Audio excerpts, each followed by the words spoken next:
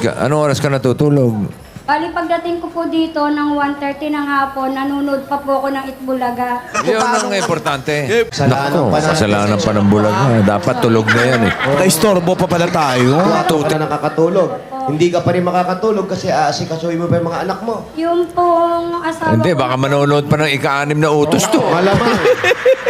Inaabutan ka pa ba ng ikanin na utos? Oh, kita mo na? Malalaman kung ano nangyayari sa mundo natin. Mag 24 oras. Oh, 24 oras. Oo, load kang balita. Inigising po nila ako ng alas. Tapos abangan niya pa si Supermam. Oo, super si Mami. Eh, huwag ka na matulog.